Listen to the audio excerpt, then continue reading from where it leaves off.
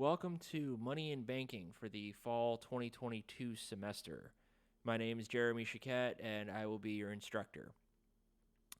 A little bit about me. I have a PhD in economics. I went to Clemson University. I graduated a little over 2 years ago now. My area of specialization is in monetary economics. I've also got some work in economic growth and development, as well as international finance. So when it comes to macroeconomics, I've pretty much dabbled in a little bit of all of it. I'm basically only a macro economist, and I'm not the biggest fan of microeconomics, we'll say. We'll just keep it there. So while I've got a PhD in economics, I really would prefer if you didn't call me Dr. Chiquette. We're all adults. We can go on a first name basis. It's totally fine with me. So please don't call me Dr. Chiquette. Please don't call me Mr. Chiquette. Definitely don't call me Professor Chiquette because I am not a professor. I am a Mr. and a doctor, but not a professor. So if we could just go with Jeremy, that'd be like totally cool with me. So you're probably wondering what I look like because, up until now, I'm probably nothing more than just like this disembodied voice that's talking over a Beamer lecture. And you're probably like, what's this guy like? Is he this, super upstanding, productive member of society, straight-laced looking guy? Is he like like super nerdy looking dude? Well, like, what's this guy like? And so I figured, I might as well show you guys. So yeah, that's me. Now, if you're wondering which one it is, it's the guy with the Clemson hat. It's not that dude in the middle that's making that really strange face. It probably would have been better if I realized what was going on in that picture when I was like putting all these different pictures of me in this presentation. For any of you, if you're metalheads, this is when I saw this band Betraying the Martyrs. There's awesome French like deathcore band. This was the singer at the time. Unfortunately, he's not with the band anymore, and that's kind of a bummer. But when I'm not busy listening to deathcore and going to see deathcore bands play live, I'm also an aviation nerd. This is me in a flight simulator for Boeing 737. This is when I was in the Bahamas. One great thing about academia, by the way, is they have all these conferences in like really fun, super cool spots. And so I went to a conference in the Bahamas, and my school actually paid for me to go. So it was pretty cushy deal when you think about it. So before you rule out academia as a career, consider that they will send you fun places.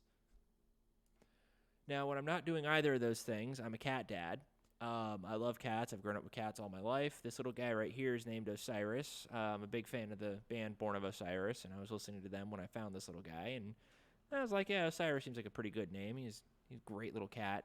Unfortunately, he's no longer with us, but I now have 4 amazing cats in my life, and they just make every day just a little bit better than it would be if cats weren't in it.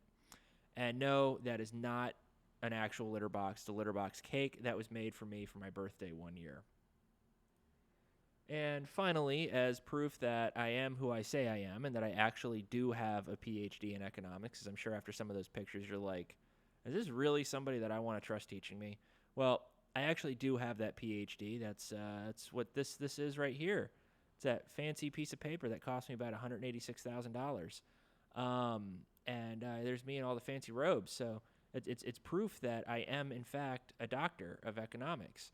And while I was going through trying to find all these, nice little pictures to put up to show you, a little bit about who I am and what my interests are and all that, I threw this one in and then realized only a little too late that, I have a picture of my girlfriend in here. And I wasn't really sure how she'd feel about me plastering her face up on YouTube without her permission. And since it is about 10:45 p.m. On August 17th, I figured she's probably asleep, and I probably don't want to wake her up to ask her. So I thought, err on the side of caution and put that little Post-it note over her face so that no one can tell who she is. But she is an absolutely amazing and gorgeous human being, and I am extremely lucky to have her in my life. And from what you've seen of some of those pictures, I'm sure you wouldn't disagree with me. So, enough about me and more about economics. So, what is money? I'm sure you're probably all wondering this. I remember when I was in undergrad, this was, God, back in like 2008. So, I'm sure you guys were what, like 4 or 5 years old? Something like that. I'm joking. I know you're probably like 6. But I walk into this class, first day of class. The professor, who really wasn't the nicest person in the world, if I could be completely honest with you guys, it'll be our little secret. We're not going to tell anybody. I walk in and I was like 30 seconds late to class or something like that. And I walk in and he had already started the class. Did not like people being late. So as soon as I walk in, he points to me and goes, "Hey, you, what is money?" And I'm standing there in front of like 40 or 50 people, just kind of like, totally dumbfounded. And so I was like, dollars? And, well, he said no and shamed me and finally allowed me to go sit back down. And so, I sat down in absolute shame and disgrace, having brought great dishonor to my family. But you can't really say, I mean, it is money. It's not, the definition of money. It's an example of a certain kind of money that's known as currency. So I wasn't like totally wrong, but I really wasn't totally right either. I was actually more on the side of wrong than I was right. And even then, if you consider all the different monies out there, all the different currencies out there, dollars make up a really small fraction of all of the other currencies that are used. And it's kind of like leaving that one kid out of kickball and gym class. Like when we're picking our teams, and it's like, I want this guy, I want this guy, I want this guy. Like they leave that one kid out. That's kind of like what it would be just saying, hey, dollars are money and nothing else is money. Because what about pesos? What about euros? Well, that doesn't really work either, because again, these are examples of currency. Right? These are different forms of currency. Currency is part of money, but money is not only currency. It's not exhaustive enough of a list. And if we were to really try to cover everything that's ever once at any time ever been considered a currency, can't really be done, because we'll never really know what they all are. I mean, imagine going to like a tribe in sub-Saharan Africa. If they're using something for currency, I don't know what the hell it is. I'm not sure any of us really do, to be perfectly honest with you. If we go back to societies from like 2,000-3,000 years ago, look at that. They're probably using stuff as currencies. The big ones are on historical record, but, some of the smaller societies, smaller civilizations, probably not. So there's a lot that we'd be leaving out if we wanted to just go with currency. So maybe we shouldn't go with only that. What about bank reserves, right? We can't go with just currency. So could money just be currency and bank reserves? That'd be cool, but what about deposits? When you deposit your money into a bank, that at that point is not currency, nor is it a bank reserve. It's a deposit. It's different. So, okay, maybe these three? Maybe these three are what makes up money. No, because then we'd have institutional money market funds. What about short-term repurchase agreements? Well, all these guys are broader forms of money, but they're still technically money. So going like, well, shit, it's probably more complicated than we thought it was going to be. And this professor at the time was actually having a conversation very much like this with, all 40 or 50 of us in this class. And while he was drilling people, he actually scared a couple of students who just completely walked out of the class, never saw them again. Um, so not gonna grill you guys anywhere near as hard as that. Don't worry. But regardless of when this conversation is being had, whether it's being had in January of 2008 or in August of 2022, we can confirm it's probably going to be a little bit more complicated than we thought. We can't just give out examples of what money is and just leave it at that. Now, it's good for me and you, honestly, that it's more complicated, because if it wasn't, what would be the point in taking this class? Well, there wouldn't be one. So we can all agree that money is more than just currency. It's also more than bank reserves, deposits, and money market institutional funds.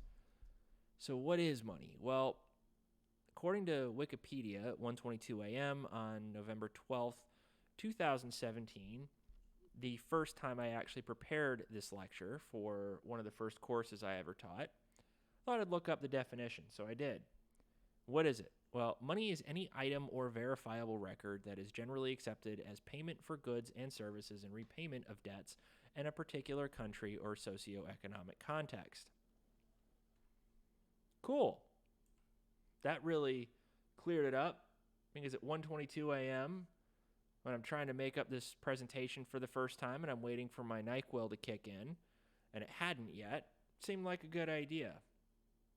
Then again, maybe the NyQuil was kicking in. That would explain why I thought it was a good idea. Either way, don't worry. I don't have a NyQuil problem anymore. It's called ZQuil, and it's not as bad, and you don't see the purple elephants, and I don't look funny when I look at myself in the mirror on ZQuil, which I can't necessarily say was the case when NyQuil would be consumed to try to go to bed. Fortunately, I also don't see things like this beautiful nightmare fuel. Thanks, Disney Plus. So what makes money money? Can we spend it? Can we agree on its value across society? Can it buy me a baby Yoda? Well, it can do, and it can be a lot of things. It can even buy you 2 tickets to paradise. Okay. I'll admit, that one was kind of bad, but I just don't care. To be money, it has to meet a couple of requirements. These requirements are what's known as functions of money. Basically, it's the purpose that money serves. We can also just ask ourselves, what does money need to be? What does money need to be able to do to be called money? Well, it has to satisfy these 4 functions. And if it can do this, then it is, in fact, money. Now, the first function that it has to satisfy is it must be a medium of exchange. In order to be a medium of exchange, money has to represent real goods and services and be agreed upon in value by both parties in the exchange. So if, say, you want to know what a dollar is, right? Well, we can think of it as a dollar representing some amount of real goods or services that are agreed upon by both parties in the exchange. So let's say you want to know what a dollar is.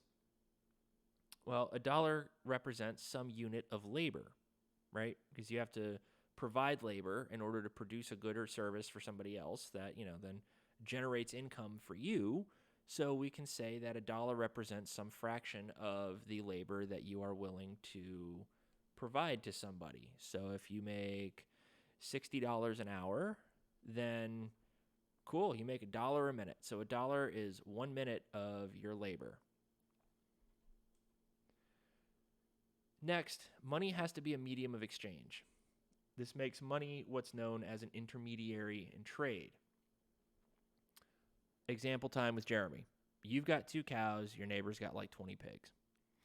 You want a pig, and your neighbor is willing to trade with you. Your neighbor wants some beef, and you want pork. Now, if there were no money, you'd have to give him a cow for a pig. But have you ever looked at a pig? Have you ever looked at a cow? They're not the same size. So if you're in a situation where you think a cow is worth more than a pig, then you're screwed. Because, well, maybe you want a pork tenderloin. And I mean, don't get me wrong, pork tenderloins are like really, really, really good. But I'm not exactly willing to trade an entire cow for a pig. And maybe your neighbor isn't willing to trade 10 pigs or 15 pigs for one of your cows. So if we're just sticking to the barter system, there's going to be a serious loss in value here, right? Because you only wanted one pig. What the hell are you going to do with 9 other pigs? Now, an alternative here, I guess, would be you could take the L on the cow, but you'd lose a lot of your wealth just to get a pig that isn't worth all that much. And, in a couple of days, it's going to be worth a lot less. We'll just say that. Give it 3 days, it's going to be worth a lot less. So the other would be you could wait it out until you slaughter one of those 2 cows, and you can trade some cuts for the pig, right? If you give them a giant cut of a tenderloin, cool. Maybe that would be worth it. Or you could wait till you slaughter your cow and your neighbor slaughters a pig, and then you can exchange cuts. But that means you got to wait it out. And if you want it now, and the only thing really keeping you from getting it now is the fact that there's no money, you're going to be seriously pissed off. Like, I'd be pretty pissed, personally. I'd be like, damn it, I wish money was invented. And then I would invent money, and I would open this beautiful market of exchange with my neighbor. Because without money, right, without a medium of exchange, the economy's losing value. And, you might be like, well, it's not losing value because, well, there's still the cows, there's still the pigs. And initially I might not be able to argue with you, but then, and I sit down and think about it for a second, and I realize, well, actually, the economy is, in fact, losing value because there is exchange that isn't happening. And if this exchange is welfare enhancing for both parties, right, both sides of this transaction would be made better off by the transaction. If it can't happen, well, they're not better off. They're no better off than they were before the idea for this exchange began. Thus, the economy has lost value. That's not good. But let's say you only have one cow, and you got money that's worth a second cow. Now you could buy the pigs and not lose any value, because money is more divisible than the goods that it represents, right? If one cow is worth, I don't even know what a cow is worth. Let's say, a cow's worth a couple of $1,000s, right? Well, that's a couple of thousand different ways you can subdivide that cow. And that's what's beautiful about the money, because it's much more divisible than the goods that it represents. It makes exchange a lot easier. For example, if we want to have money being used for a totally legitimate never mind. Shady drug deal. Apparently, with a little bag of, I'm assuming that's marijuana, but looking at the size of that kid's arms, he looks like he's about 12. So maybe he's selling oregano, thinking it's marijuana or something like that. I don't really know. But he's doing it in front of a public school bus. So be more selective about where kids go to school, maybe. I don't know. I have no idea where to go with that. Now, here, money means that you don't need the double coincidence of wants, which is where you and the other person value your indivisible items equally, and you both want some of what the other has, right? Let's say I have a really nice guitar. I have, I'll say, I don't know, like a Taylor acoustic guitar. I'm not really much of an acoustic guitar guy, more electric myself. But let's say I've got a Taylor acoustic guitar, and I value it at $1,500. Let's say you've got a Jackson Soloist from the early 90s that you value at $1,500. Now, I prefer the Jackson, maybe you prefer the Taylor, and we make an exchange. Well, because we value those two things at the same dollar value, right, the double coincidence of wants actually occurred. It's satisfied, and we make an exchange. But if you think about it, a lot of the stuff that I have may be greater or lesser in value than a lot of the stuff you have. So if we have to make an exchange, one, you have to actually want to give up whatever it is that you have. Two, you have to want what the other person has. And three, well, you have to value what the other person has at about what you value this thing is that you've got that you're actually willing to give up to get from them. It's not a particularly easy thing to make happen. So money gets rid of that. Money gets rid of that need, and it's no longer an issue. But money's also a unit of account. Now, when I steal this from study.com, a unit of account is something that can be used to value goods and services, record debts, and make calculations. Money is considered a unit of account and is divisible, fungible, and countable. With money being countable, it can account for profits, losses, income, expenses, debt, and wealth, all that fun stuff. Basically, money can be used to, represent stuff. If I think $1 is going to buy me a soda, then $1 is going to buy me a soda. If I think a few dollars, whoa, okay, this is not a legitimate transaction. Moving on. That gets no further attention from me. Money's also a store of value. It means money can get you stuff today that can get you pretty much the same amount of stuff tomorrow. Unless, of course, we're in the high inflation environment that we're in right now.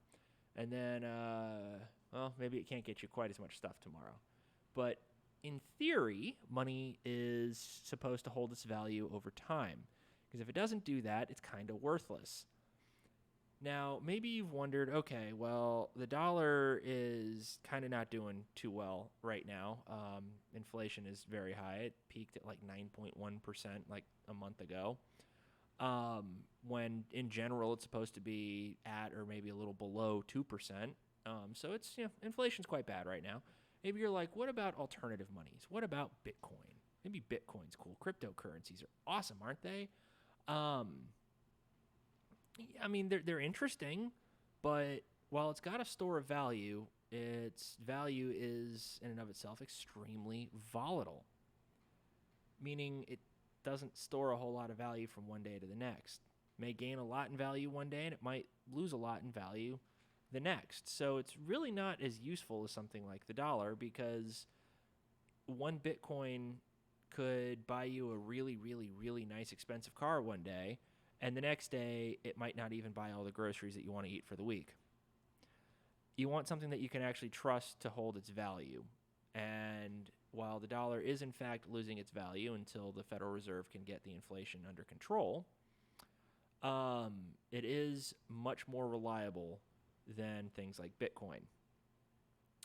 If you wanted to compare the volatility in the US dollar to Bitcoin, this is what we're looking at. So this is just over the last 6 years. If we were to look at Bitcoin and the dollar, well, Bitcoin's in blue. You can see how extremely volatile that is. I mean, we've got, over a 40% change in late 2017. Then we got a negative 40% change sometime around the pandemic. It's just all over the place, right? Could you imagine if the dollar lost 40% of its value or gained 40% of its value, and then a couple of weeks later lost 20% of its value? That would be really weird. I wouldn't be on board with that. I wouldn't be happy. And by comparison, the dollar is relatively stable. So when it comes to store of value, the dollar still has a good bit, at least over Bitcoin. Store of value. So let's say you sell someone a bunch of guns. The money you earn today better be worth at least something tomorrow. And this is actually where the issue of negative interest rates will pop up, which we'll be getting into later on in the semester. It's actually super, super interesting, and it's what a lot of my dissertation research is based on. But okay, finally, we've got a cool picture that I actually don't feel super terrible about sharing with you guys. Of course, I'm sure YouTube's going to be like, oh my God, there's a gun. But at least Nicolas Cage looks cool with sunglasses on. Standard of deferred payment. This means money can settle a debt. All right, so if you owe somebody a bunch of money, say you wanted to buy a bunch of AK-47s from a warlord or something like that, and you didn't have all the money up front, well, if you have this debt, you can give them more money, I guess, instead of them chopping off your arm. The drug dealer wants the kid he gave the weed to compensate him. Money can do it. It can settle debts. If that lady in the red dress's boss wants her to give him his cut, money can settle that. So we'll wrap up on this here before I dig a hole that's any deeper for myself. But in wrapping up all of this, we talked about 4 functions of money: medium of exchange, unit of account, store of value, standard of deferred payment. We talked about what these 4 things mean and how they can be applied to understanding what money actually is. For example, if money doesn't meet all these criteria, then it can't be called money. There are a lot of things, right, that you might think are money that don't meet these criteria, therefore they're not money. Right? There are things that you might not think meet these criteria that actually do, that would be money. Thus, they are now money. Can you think of any of them? Think about cigarettes in prison, for example, right? Now, I personally have never been in prison, but whenever I watch TV of stuff going on in prison, there's usually cigarettes being used as currency. So I'm going to assume that TV always gets it right, just like, believe anything you hear on the internet. So maybe just on your own, think of like 1 or 2 other things that could be money. Now, in the next lecture, we're going to talk about what makes up the money supply. So here's a spoiler. If you like the Orville New Horizons, Isaac and Dr. Finn finally get married. Maybe that was too soon. Let me think. What other spoilers can I share with you real quick? Gwyneth Paltrow's head is in the box at the end of 7. Here's a spoiler I can actually share with you guys and not feel bad. Some of what you think is part of the money supply isn't. And the money supply actually has a lot more to it than you would ever think it would. And we'll be learning about that in the next lecture, but that's for the next lecture. So until then, keep your eyes open.